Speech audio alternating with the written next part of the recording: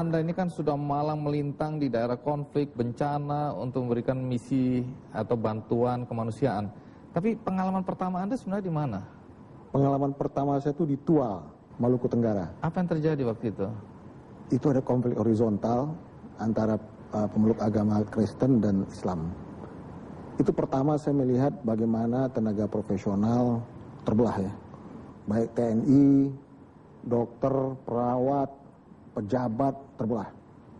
Terutama dokter, yang saya sedih itu dokter. Ya, gimana pun juga dokter atau tenaga medis itu tidak boleh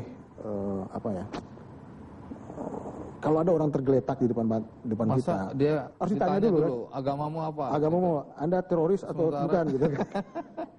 Iya kan? Yang jelas tolong dulu lah. Ya, kita kan tidak ada urusan persoalan latar belakang politik, kebangsaan, suku itu nggak boleh. Jadi di dalam kemanusiaan itu prinsip yang harus dipegang tuh kita menolong orang itu dasarnya urgensi. Nah, bagaimana Anda melawan hati nurani ketika Anda melihat situasinya seperti itu? Disitulah letak profesionalitas kita. Ya, itu kita didik dan kita latih relawan kita. Kalau dia nggak bisa netral dan independen, kita nggak kirim dia.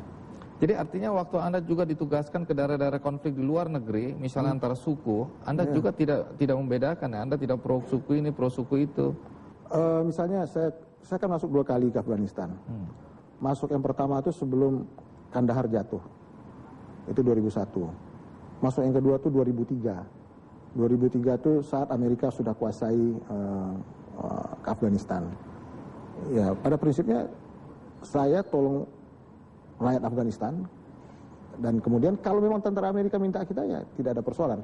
Tapi prinsipnya kita itu adalah to help the most vulnerable people dan the most neglected people gitu.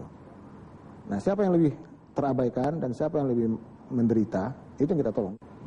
Anda sendiri udah menikah? Sudah. Punya anak? 3. Bagaimana reaksi mereka melihat bapaknya seperti Anda ini?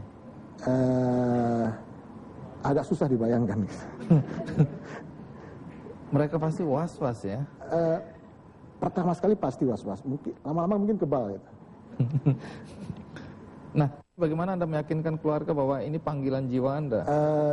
Jadi saya didik keluarga supaya dia menyiapkan diri kalau saya nggak pulang gitu.